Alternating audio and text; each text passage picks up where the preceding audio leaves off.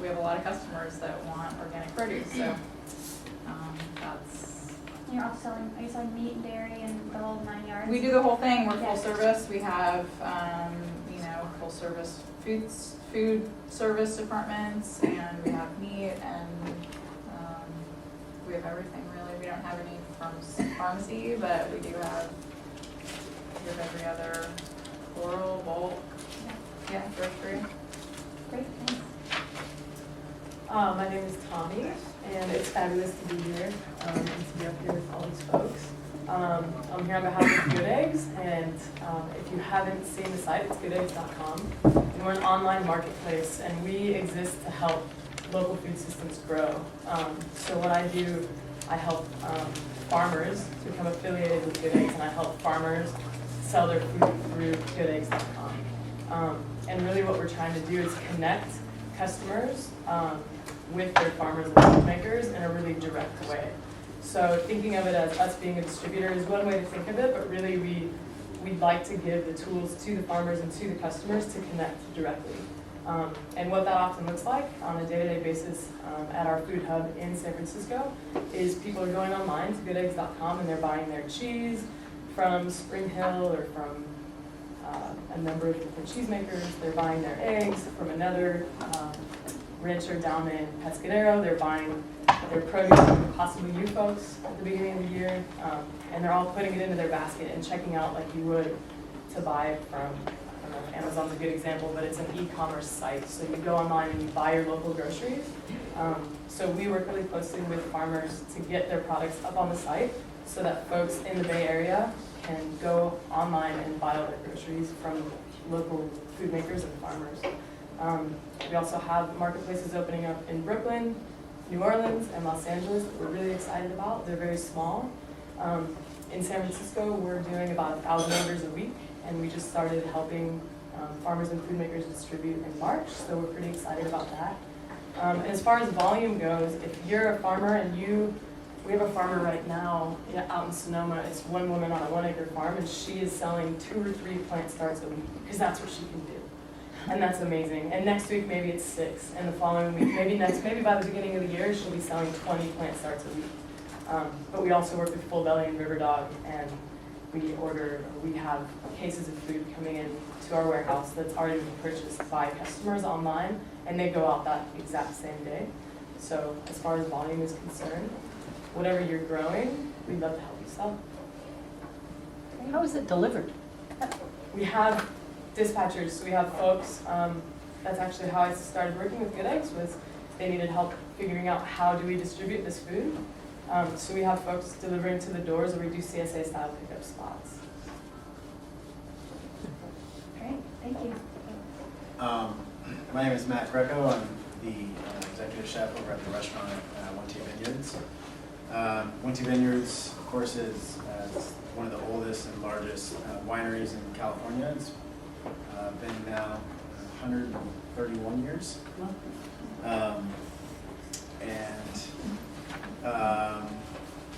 Definitely out of that, just the winery alone, we have over 3,500 acres of wine growing acreage.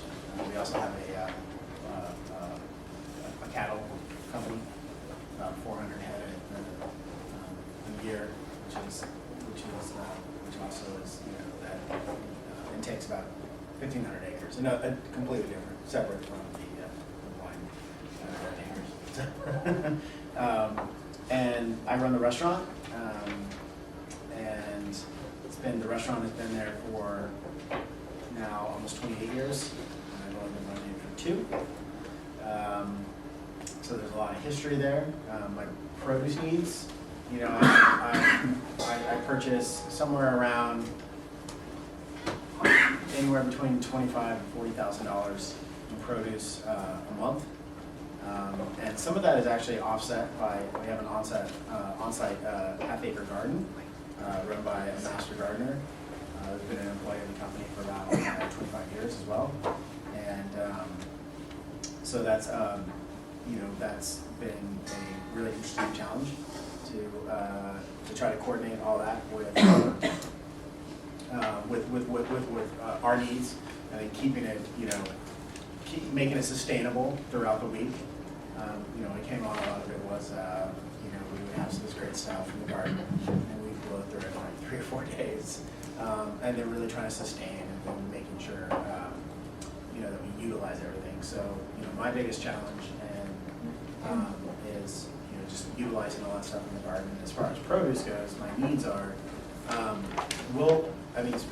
this year alone, because we're such a large company, the great advantage I have, unlike a lot of restaurants that I've worked at in the past, is I have a lot of space, storage space. Before Winty, I had a restaurant in Brooklyn. I had very little space, and it limited me what I could do. And this year, I've really been trying to utilize all the space that I have.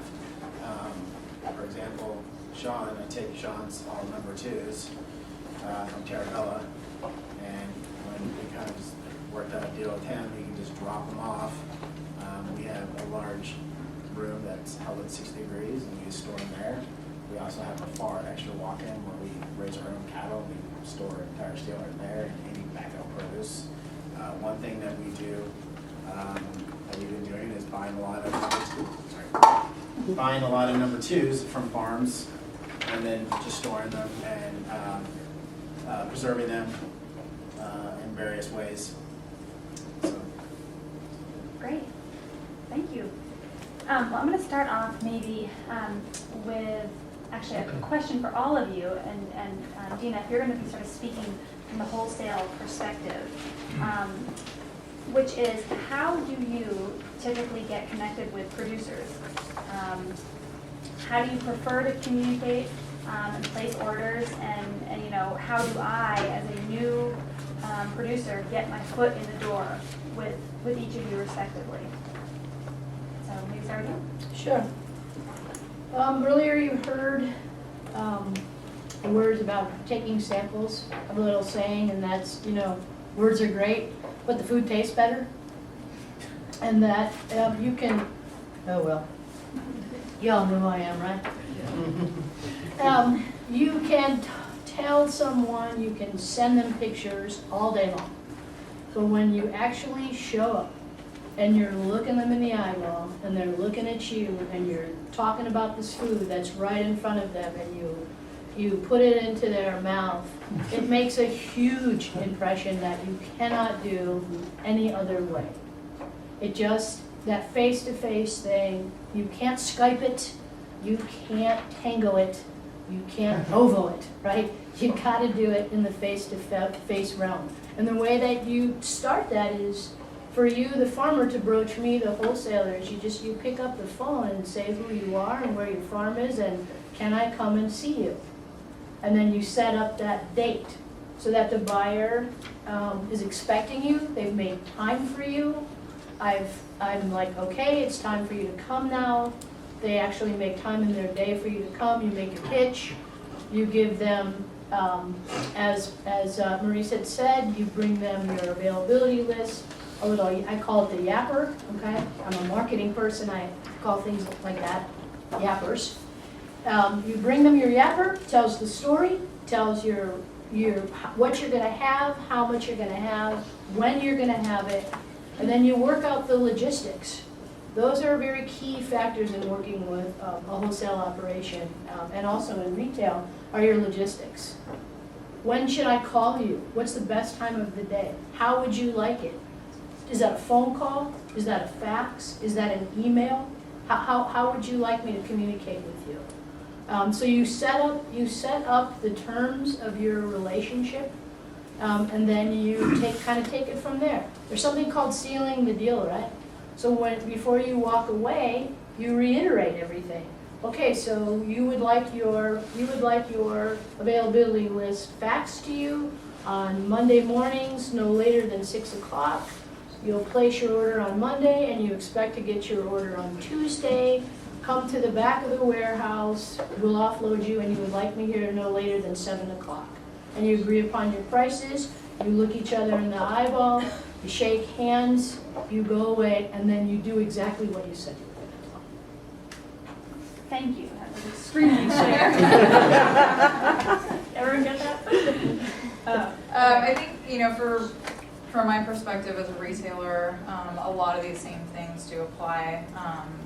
You know, I think Dina's point about making sure that you make contact with someone with a meeting time so that, you know, the buyer can be ready for you and can really have the time to spend with you, that is very key.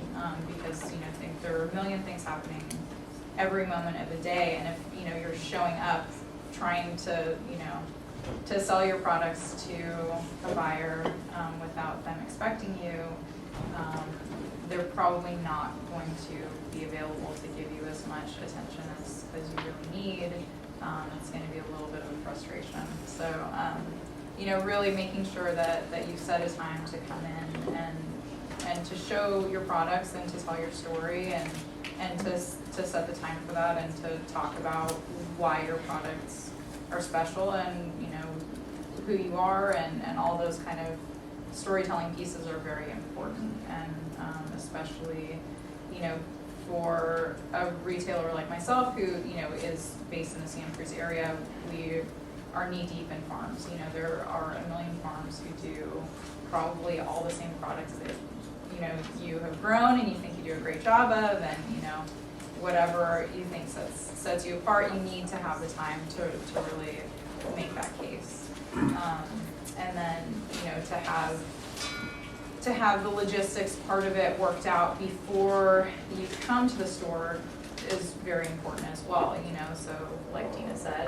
kind of covered everything, but making sure that, you know, you have a set delivery time, you have a set order time, you have your order guide set up, you have your pricing set up, all, you know, the pack sizes. That's another thing that we run into a lot with smaller farms, is that, you know, they're really not familiar with what standard pack sizes would be, and that can really slow a produce manager down in terms of bringing in your products. If they're expecting to get something that's a 24 count and you bring them a 13 count, it kind of, you know, that seems like such a small thing, but that really can hinder your opportunity to sell to a retailer. So, how does Good Eggs communicate with their producers? A number of different ways. If you're a farmer or a food maker and you're interested in selling your product through Good Eggs, there is a sell form on the website. So www.goodeggs.com, would you like to sell your food on Good Eggs? And you send a little inbound interest. We receive it, and we get back to everybody who is at all interested in what we're doing. We've only been doing this for this is our first year of helping folks distribute food. So that's one way. Another way is if we have gaps in our marketplace, we really want to provide a grocery feel for the folks who are buying their food online. Think of it as an online farmer's market almost. If we have gaps right now, we don't have pears. So Al, I'm gonna contact you after tonight for sure, because I definitely want your pears in the marketplace. So if you're growing something and it's noteworthy and I know about it because I frequent the farmer's market, I love to do that, and I've noticed that your persimmons are stellar. I'm gonna contact you and hope to form a relationship with you and hope to get you into the food hub in San Francisco and invite you to lunch and get to meet you and, like Tina said, look you in the eye and chat about how things are going on the farm and where your water's coming from and what we can do to help you sell that one particular piece of produce or whatever else you have in the ground at that time. Email obviously is kind of crucial for day-to-day communications, but I prefer the telephone. If you're out on the farm and I'm in San Francisco, I would like to chat with you, hear your voice and see how things are going.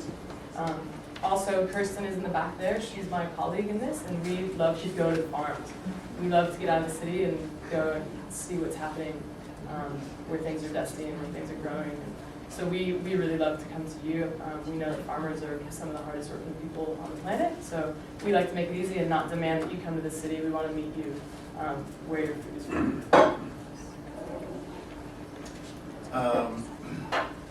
We're always looking for more contacts and more farmers for special products.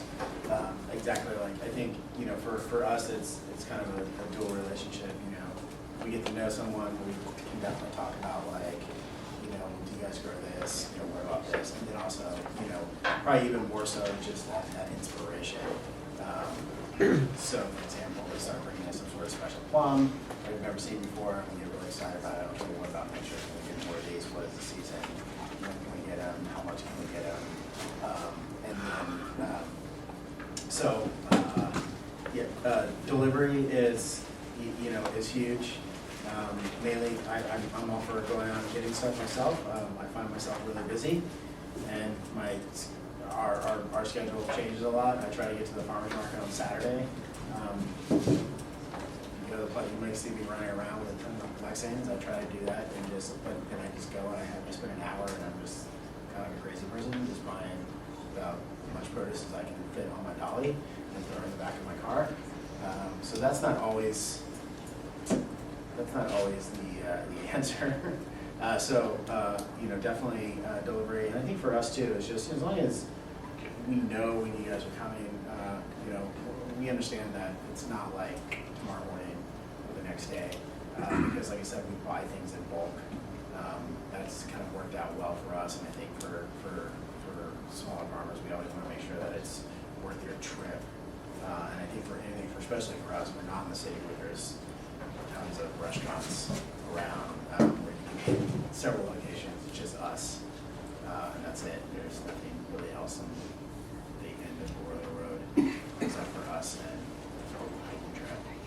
So, just to clarify, if somebody wants to reach you to establish a relationship, do they call Wenty and ask for Yeah. the executive chef, or is that usually the best road? Yeah, that's the best road. Okay. Ask, we can set something up, and then, like I said, we're always excited to, get stuff direct and to meet new connections with farmers and people who specialize in, a few products. Fantastic.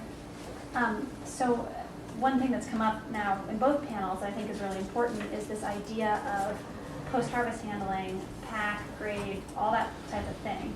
And so I just want to talk about it for a minute and kind of just drill down on what your specific needs are, or maybe you don't have needs, and that being a key difference between some of you.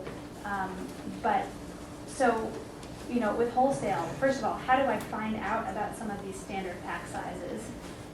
Where do I go if I haven't done that yet? And then for the rest of you, what are some of your baseline requirements? And I imagine they vary from product to product, but are there sort of rules of thumb that you have, including at Wenty, like, what do you say you buy in bulk, but sort of what does that look like to you? I'm sure that there are a lot of resources out there, but one that I've seen that's been pretty helpful for new farmers is a website called Farms Reach. And they have a list of standard pack sizes for, all different kinds of commodities. We go off of the standards. We've been, working with distributors that have very strict standards for their pack sizes and for the grades and for what they accept to sell to retailers like me. So that's, that is there's a Excel list that will take you down item by item. We do have some flexibility in terms of pack sizes or grades or our standards in general, but I would say that the pack size is the biggest thing that we run into, again, for farmers that don't have standard boxes or just are not familiar with how many of a certain item should be in the box. I don't know. This can cover. Yeah. From a wholesale perspective, one of the most important things that you can do to make your presence known is have a label on your box, right? So that is I kind of shy away from the branding thing. What I think particularly for beginning farmers is the idea of creating your market identity, and those are two different things, right? Your label is your image, it's who you are in the marketplace, but that label, coming from a wholesale perspective, has to be compliant, and with that it's your farm's name. your location, if you're a certified organic farmer, who your certifier is. The other important aspect in compliance is the units of measure inside of the box. And then now, in the wake of food safety issues, some sort of tracking system on your label is a very, very handy concept to wrap your head around right now. It is not the law as of yet, but it's not far away. And really what that means is that on your label, there's a code, and you make up that code. I mean, you can go do it with technology if you're so inclined, but it's kind of pricey. So you can start off just by having a code. You've got 4 acres, each piece has a number or a letter that corresponds to it, so that if something goes awry with your product and I need to call you, I can say to you, Patrick, I had a problem and your code is C23X. So Patrick can go, oh, C23X, okay, Dina. I know right where that is in the field. That allows the farmer to go right out there and see what's happening in their field. It's not, part of it is certainly around food safety so that if someone gets ill or like that. But the other part of the tracking system that's really helpful for you to establish is that it allows you to know, to go right to where the problem is in your field, because I may see something that you don't see as your customer. So having some sort of tracking on your label. When the time comes and we go and turn around, you'll see these beautiful boxes that Frog Hollow Farm has established. You see it, you could call a Frog Hollow box from 50 paces, right? Because it's very unique. It has this kind of presence. So in a warehouse full of many, many boxes, coolers full of boxes, the more you can make your pack unique, your presence unique, the better it is for you. And I definitely want to echo what Maroka said behind standards. When you sell to me, a wholesaler, and you tell me that it's a 56 count, that represents an actual diameter, right? It's a real measurable thing. It's not just 56 apples in a box. It is a count that is 56 of them in. So learning what your standard packs are absolutely essential. And then the post-harvest, I just want to broach that really quickly. Your post-harvest handling is absolutely essential, as you heard Al talk about, which really basically means you're taking the field heat out of your product and you're giving it something called legs, right? Legs means how long your product is going to remain happy and fresh and beautiful once it leaves your farm, right? Looks great when it leaves the farm, but I'm a wholesaler. I got to turn around and sell it to her, the retailer, and she's got to turn around and sell it to you, the consumer. So from the time I pick it, pack it, and cool it to the time that Priscilla gets to eat it could be 10 days. So your post-harvest and understanding what your post-harvest needs are absolutely essential to success in the wholesale market. Yeah, so at Good Eggs, we've come up against this idea of wholesale, and it's amazing, and it's what keeps farms going. It's what keeps them selling in bulk, and it's what makes grocery stores run. We are trying something different. We're trying not to hold too much inventory. So this might be the most difficult part about what we're doing and about figuring out what it means to work with farmers through Good Eggs. And we're actually discouraging, although we invited, and if all you're doing is packing in wholesale cases, we're happy to work with you. But we really want the numbers that are coming into the warehouse to reflect what's already been purchased by the customer 36 hours ago when the order window is closed. So this idea of wholesale cases is something that we are working with, and we're happy to work with you if that's the only way you're doing it. But we really would love to see you, and we have a number of farms who are doing it. Blue House in Pescadero, Bloomfield in Petaluma, Say Hey Farms in Woodland. We have a number of farms who are helping us to design out what it means to bring per order. So Chris Hay from Say Hey is bringing in exactly what's been ordered, and it does a number of things. It allows me not to have to predict what might be ordered, where I'm calling Chris and I'm saying, hey Chris, I think maybe 3 cases of your cucumbers are gonna be ordered. I'm not sure what's gonna happen there if I'm making these predictions as a wholesaler through this online marketplace is that A, they're gonna sell out of cucumbers, and who knows how many more cucumbers would have sold that day. And I've undercut it with my estimation. Or B, those cucumbers didn't all sell and I have to do something with it. In which case we manage our inventory really responsibly and none of the food gets wasted.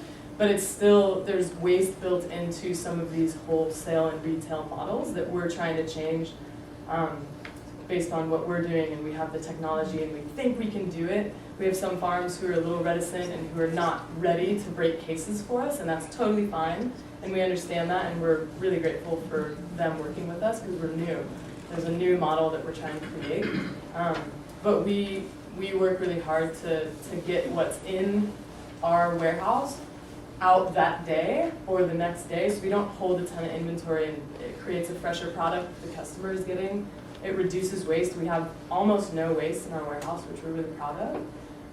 And it allows you to sell exactly what you can sell, and that might be more than what I estimate as a wholesale buyer. As far as what Dina was saying about traceability with the labeling on the boxes, it remains the same.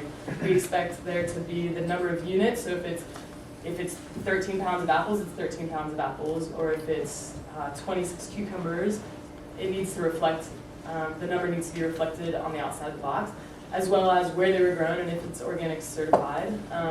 For traceability purposes, if something was in that box that was contaminated, we need to be able to go back and say, okay, here's the outside of the box with the farm name on it, with the plot of land that it was grown on possibly, which is what Dina was talking about, that coding system, and the unit of measure so that we can make sure that it's exactly what's been ordered and what is actually being brought.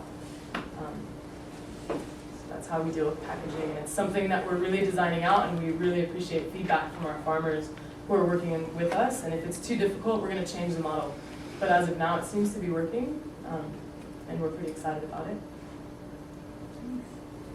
Matt, how about you and pack size and what you want from folks?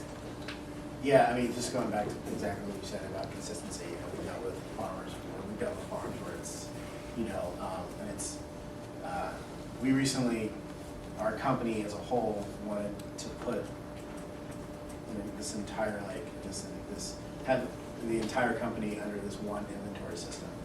And the restaurant unit kept arguing, this doesn't work for us, Number one is because of the produce, because, a case of kale is not a case of apples. Like, there is no standard unit, and the system was like, for a winery, it was very standardized, down the units. Can you talk louder, because it's hard to hear? Sure. Thanks. So that is the standard size of cases, right? And I've dealt with, for example, you go through the season. Okay, we have we have this kale available, and you get the case, and it's how many bunches in it? It's 24 bunches. Okay, great. And then it's big and beautiful, and then you get like a month down the road, you get another case. There's still 24 bunches, but it's like half the volume, and that's hard for us to predict, as far as like our sales go, and how much we need for all the dinners. And as far as like buying direct from a farmer, that's why I said we really try to buy. For us in bulk, it's maybe about like, for us it's like $500 worth of produce all at once from a farmer. Or even some other people, we give them, like we've helped some other local farmers, give them an advance of a couple $1,000, and when it's ready, they come and drop it off. And because we have that storage right now, we have, up to $200 worth of squash on a pallet above all our dry storage, because it's held at 60 degrees and it's perfect storage for that. So that being said, like I said, we're willing, we're as chefs, we're really open to ideas. you know, we're really, I mean, I'm always up for a new idea. Because of, like, for example, we bought stone fruit. They come in nice, like the number ones come in nice, individualized, you know, we'll crate that cradles each one. That's great. They can stack really nicely. That's awesome. And then, you know, we'll buy the number twos, and you know, they don't necessarily need to be in that nice, expensive little crate. They bring them in. And as far as us, you know, where it's difficult to buy directly sometimes is because, you know, when we buy from a produce company, you know, our daily needs, same thing like you said, we have to keep our inventory low. A lot of this is due to space. Is, you know, you're only buying 1 or 2 cases of things. Of course, you have, because we have a large menu, or, you know, our menu, we have many cases of things. So again, you know, we're always open, we're always trying to get creative with deals, and, you know, helping each other out. Like I said, we help people out, say, all right, you know what, we'll take all your number twos and for 10 cents less than what you would normally sell them. And we'll just be your outlet. You can just drop them off and, you know, and we'll take care of them. So one final question, then I'll open it up. You know, you hear a lot of times as a new farmer that you need to find a niche, and it's hard to be a diversified, you know, vegetable producer to find that niche. So in that regard, you know, are there products that you consistently have a hard time sourcing? And I know in some cases it may be seasonal, but what are those products either that all year long you never have enough eggs, you just can't find it, or you know, is it every fall you don't have pears? Maybe starting back again with you.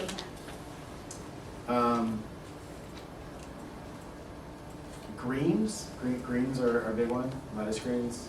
You know, they're, you know, one of the things is, you know, we can say we're seasonal, and our menu is always evolving, and we're always trying to, you know, make sure we're just keeping up with the season. If something gaps, we're fine with that. You know, it's like, okay, we take it off. We move things around on the menu, but ultimately there's these things that we always have to have. You know, we can't, you know, if I just said I can't have a salad on the menu because the greens are nice, you know, my customer base is gonna, they're not gonna be happy with that. The majority of people they're not that open-minded about those sort of things. So, like I said, having something year-round for greens, and that's we're trying to solve our own problem with that with our own garden, and that's even hard to keep up with. Trying to get creative with that, and even with, you know, seasonal greens, it just gets that. I found like that's been a big challenge. And then, you know, produce. You know, I wish, you know, I wish I could shut down the restaurant in March. It's like the worst produce, because everything is like nothing's ready yet for spring. Everybody gets so excited about spring, but it's really just a handful of ingredients that are, and a lot of them, it doesn't really pop until May. And then you're sitting on all this old stuff, you know, all the squash that, you know, we're sitting on was great, like right now, and now it's not so great. That's, you know, that is the biggest, if you guys can find something that grows really well, February and March, all ears. And, you know, like I said, one of the funniest things, I had a chef friend who became a farmer, and he was, you know, I worked in New York for 12 years before I came to California, and the, you know, the big local movement was, you know, getting really big there, and, you know, he kind of scoffed at it, because he was like, it's February, what's local? You got pork, old apples, and onions. You know, there you go, there's your menu. And at least if you want to be local as New York. You know, that is the challenge, I think, is making the general, at least, you know, we want to be, as a restaurant, clearly we have to be profitable, we have a lot of overhead, we have employees, you know, that depend on their jobs, and we have all kinds of, you know, just like you guys, we have super tight numbers that sometimes are based on pennies over the year. And, you know, to have a variety of menu is, you know, year round with great product can be a big challenge. You know, we do all kinds of surveys with our customers, and I constantly get dinged up for a variety of my menu, and yet my menu is larger than most San Francisco restaurants. So then come February, come March, one of our goals this winter was to come up with as many creative ways with grains that we could. And that's something that's becoming very fashionable too, or at least not fashionable, is really coming back. It's just these heirloom grains.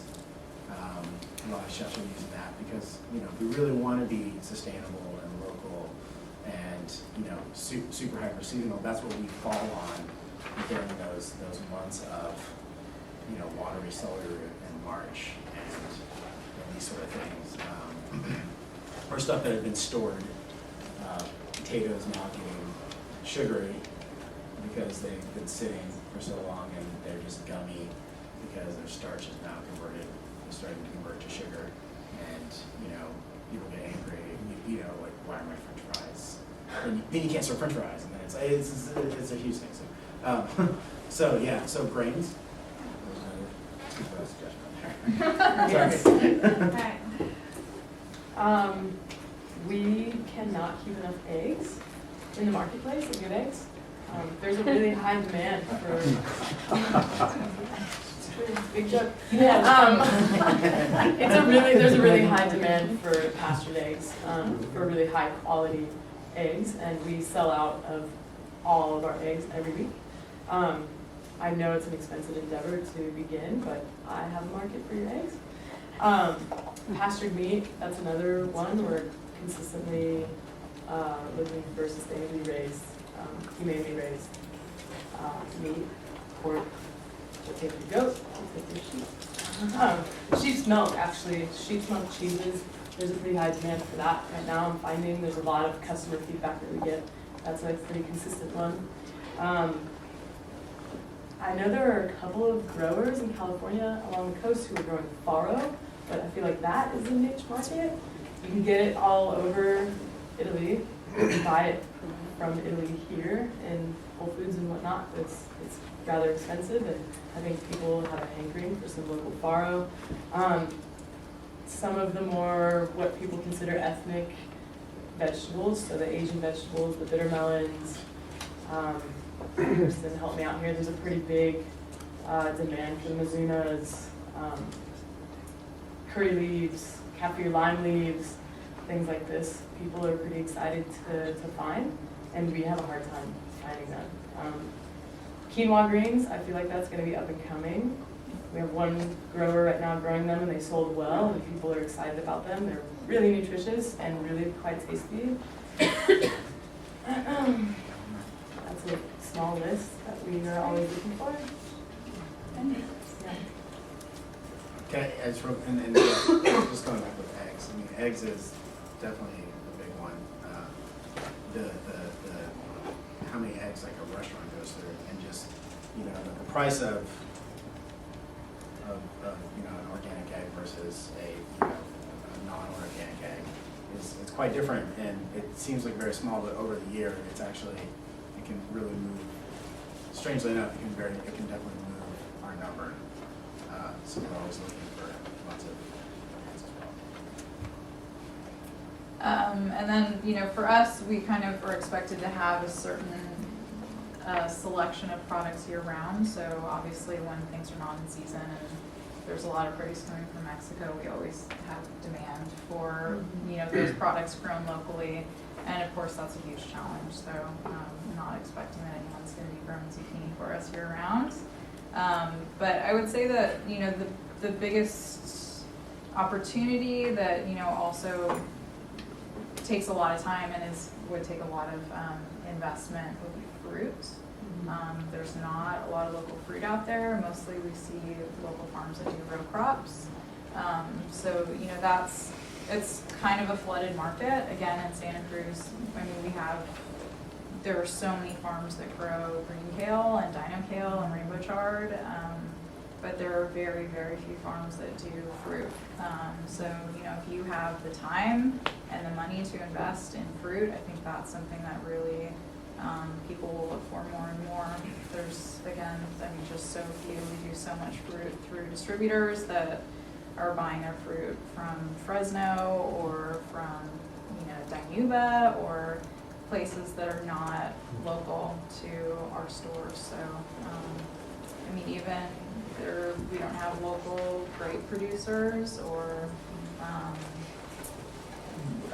there's really very, very few local fruits that we get. So besides lemons, I think we're wide open. And that's great. And Dina, is this relevant to? Yeah, oh yes, Okay. absolutely. From a wholesale perspective, I have access to everything all the time, right? But what I would need from you is you cometh unto me, we have a great relationship, right? Everything is groovy, and then winter comes. So my recommendation to you is to do not disappear from me. Don't go away. Drop me those love notes that say, hey, here's our crop plan. Here's what's gonna be coming up. I'm gonna be reaching out to you at this, in another few weeks, we're gonna be planting this, right? And then you send them fun little pictures of your dog and your kids and your tractor. No, I'm serious. And your tractor, right? All those things that will keep you in my mind. Because when the time comes, when your crop's ready to harvest, and we're moving out of that lonely little in-between time we call spring, into late spring and then the boom of summer and fall, you're in my head, right? Just like stay in my head. That is the best recommendation that I can give to you. Once a month or so, reach out to your wholesaler, particularly with your crops. Boy, you think that's important? Particularly with your crop plan, okay? Your crop plan is the ticket to paradise for me, your wholesaler. If I know it's coming, I can make room for you. If I don't know it's coming and somebody else is in there, it's going to be a lot harder for me to make room for you. Out of my sight is out of my mind as a wholesaler, right? Because there's just this constant onslaught of product. So give me information, give me pictures, give me cuteness, man. Keep me in your head. And when the time comes, when you're ready to have that first harvest and those first sales, I'm going to be hungry. I'm going to be waiting for you. When I was a wholesale buyer, I very much look forward to those kind of little things from particularly smaller scale farmers, because then I fed that information to my customers, and then they can tell their customers, right? Oh yeah, those dwelly beans, they're coming. They're coming. They'll be here at this particular day. I actually happen to work for Al Crochet at a farmer's market, and I had a big sign, right? Because I sold dried fruit and his conserves, right? Olive oil, all that stuff. But I had a big sign that was like, fresh fruit is coming in, starting off with 5 weeks, right? And then 4, and then 3, and people are like, oh boy, it's coming, right? Oh yay, oh yay. Little pictures of the fruit on the trees. It really helps. It really helps to keep that pump on. Fantastic. Okay, questions from the audience with that? Yes. It's probably for everybody. I've heard all of you speak about seasonality and how it affects your businesses and things to do during the seasons. Would there be value to being able to get the word out in the other direction, coming from you to a larger producer group, that you're looking for certain products at certain times of year? And if there is value, could you define the premium in advance that you'd be willing to pay for that valued product coming to you at a certain time of year? So like grains during March would be an example, or specialized sprouts that you've read about hitting the scene that you'd like to try. Yeah, we would always want to be up on that. Those are, like I said, like kind of going back to what they were saying originally, first part of this was, those connections, having those connections and like I said, having those conversations, hey, what do you got going, what's coming up, and then, or even having an open conversation, and like I said, like, could you guys grow this? Right. And, just, kind of helping each other. Absolutely. We want great product. and you guys want to sell great products, so. But then the second part is, could you define the premium you'd be willing to pay for getting that product? Define the premium? Yeah, you know, Set the it- price. like you Price. mentioned eggs. Organic eggs start to move your numbers, it's tough to go with them. Would you be able to define for a producer what your numbers could be to make it work? Yeah, sure. Okay. I think just like, just like anything, if we have some notice, we can definitely, you talk, you bargain, Okay. you work things out. I was just recently talking to one of my meat guys. December's coming up, I have a lot of parties and I sell a lot of steak. So if I can get him the numbers ahead of time, Right, we can talk about a little price break, okay. and help each other out. I would love for Good Eggs to get to a place where we're working so closely with our farmers that we're helping them project what our needs are, but also what's gonna sell. Right, So that's the ideal, I think, for Kirsten and I at Good Eggs, working with the farmers. And that's already starting to happen. We're sitting in on crop planning meetings and we're loving it. We're really enjoying doing that. And we get a lot of feedback from the customers, and these customers are going online and they're seeing these profiles and they're reading up about the farmers that they're eating their food, where they're getting their food, and they give us feedback as to what their desires are and what their needs are, and we're trying to re-communicate that to the farms if they're not doing it directly themselves. okay, get ready for the fun here.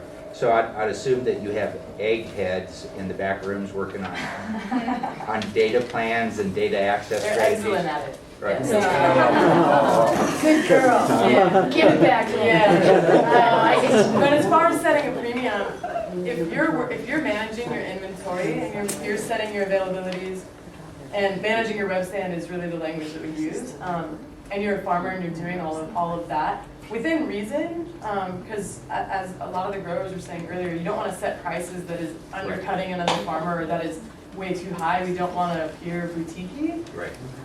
You set your price, which is kind of what's really quite neat about what we're doing is, as a farmer, we have small farms who they create products at larger quantities and they're able to sell 3 pounds of potatoes quickly, which kind of fills the void of the fact that they're not selling wholesale through us. They can sell their 3 pounds of potatoes at $9 or $8 or whatever they think is sufficient for them to continue and whatever that they think is sustainable. So as far as asking for a premium, we help you figure out what is the best price for your product based on our marketplace, but you have the capacity to set prices.